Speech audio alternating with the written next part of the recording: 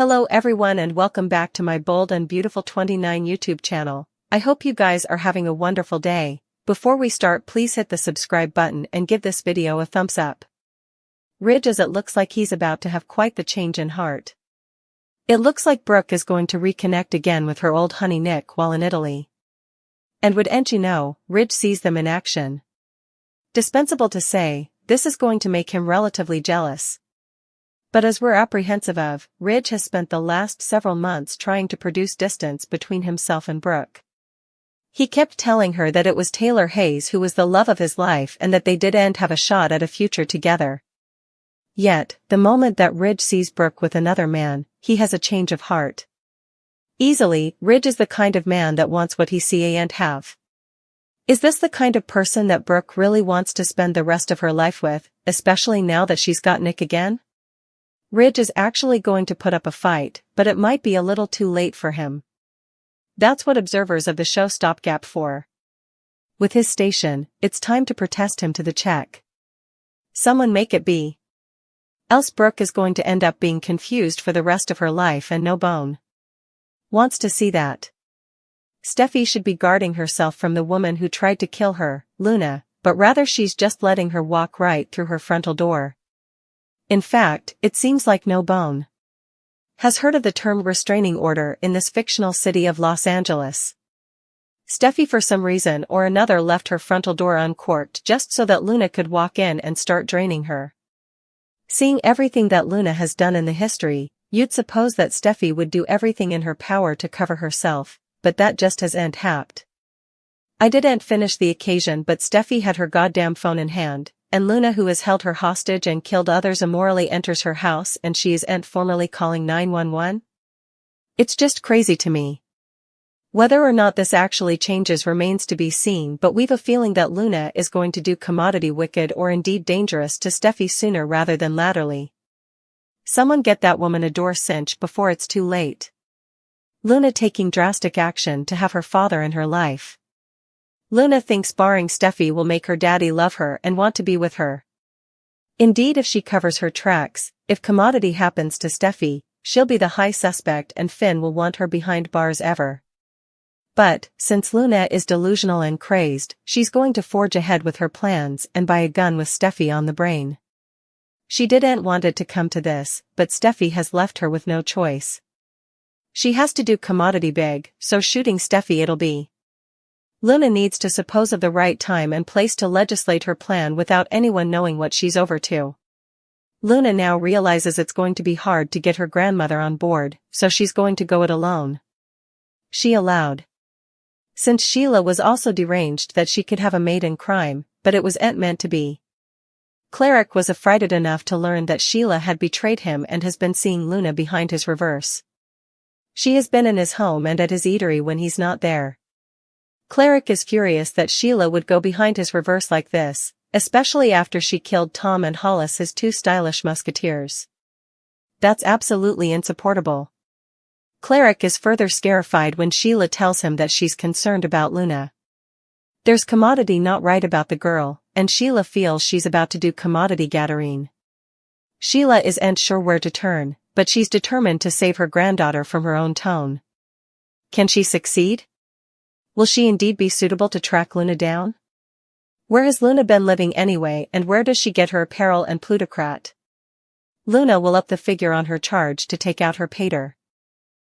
Woman. Steffy. Despite killer Luna on the prowl, there's no suggestion that Steffy will be killed off or exit in the near future. May is over and June has formally started, and Steffy Forrester is involved in two huge stories and doesn't appear to be going anywhere. When it comes to her gravidity, JMW is a superstar. But, indeed, she'll need to take many days out to give birth. Over the times they've formerly set up creative ways to include her for gravidity and motherliness leaves in current stories.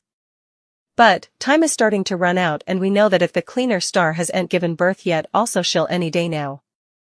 Is it possible Bradley Bell has taken another route and brought in a recast to take over Steffy Forrester's scenes until she gives birth and is suitable to return to the cleaner pieces? Scuttlebutt has it Luna could kill Steffy off, or Finn's woman could leave him and skip city again. But, so far there's no reason to believe that either of those effects could be. What star do you suppose would make a good temporary Steffy Forrester recast? Taylor is none too pleased when she overhears Brooke telling Ridge that Hope kissed Finn.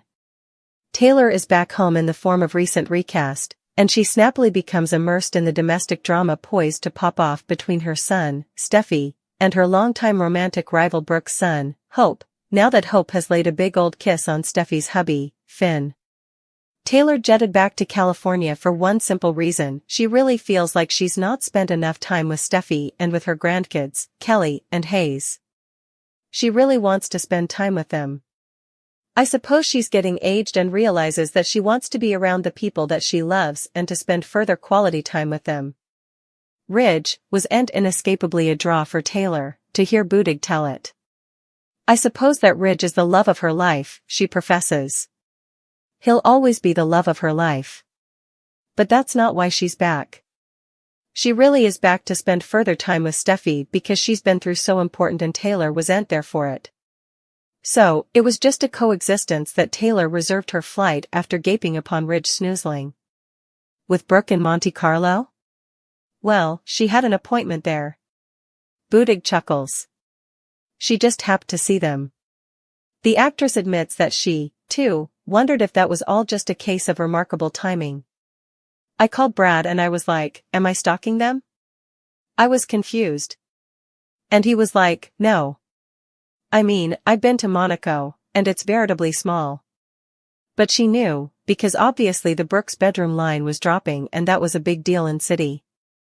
But yeah, she had an appointment there and she just happened to see them. Taylor and Ridge's first hassle was awful. I suppose that they've such a warm, loving relationship and they were suitable to just sort of pick up where they left off. Taylor's reunion with Brooke is relatively as chummy, and that's because Taylor walks in on Brooke telling Ridge that Hope kissed Finn, Taylor's son-in-law. I do indeed suppose it registers with Taylor that it's Brooke who's saying this. I suppose she's just so shocked by this information that is eventually about her son, Budig says. This is about Steffy, and about what Hope is doing to Steffy, which is what Brooke did to Taylor, try to steal her hubby. Taylor is gobsmacked by what she hears. Taylor just goes into total mommy mode and just does indeed see straight, Budig reports. She's trying to wrap her head around the fact that this is passing. Taylor is a veritably defensive mama and she's passionate about her kitties. She lost a sprat, and that just makes you that much more defensive of your other bones. Taylor gives Brooke a piece of her mind. The dynamic is argumentative, Budig notes.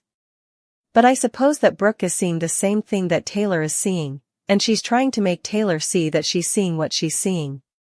But she's also defending her son, too. She doesn't want her son to be attacked. Because Hope also enters the room, and Taylor turns her wrathfulness toward the woman who made a move on her son's hubby. Taylor tells Hope that she's turning into her mama, Budig reveals. I do suppose that's commodity a psychiatrist would inescapably say to someone, but I suppose that in the heat of the moment, this is how she's feeling. She's disappointed and she's shocked, because I suppose she allowed. That Hope was a little further secure and had it more together. Ridge does his stylish to play interceder among the three women. I do suppose there's anything Ridge could say in that moment to make her less defensive of her kitties, Budig offers. Ridge is Steffy's father, but Taylor knows that Ridge is only going to fulfill certain effects for Steffy. A mama is just different, that's just the dynamic of parents, right? One parent gives you one thing, and another parent gives you another. She wants to be suitable to give Steffy emotional support, and she feels like she needs to be there because Ridge isn't giving Steffy what Taylor thinks she needs.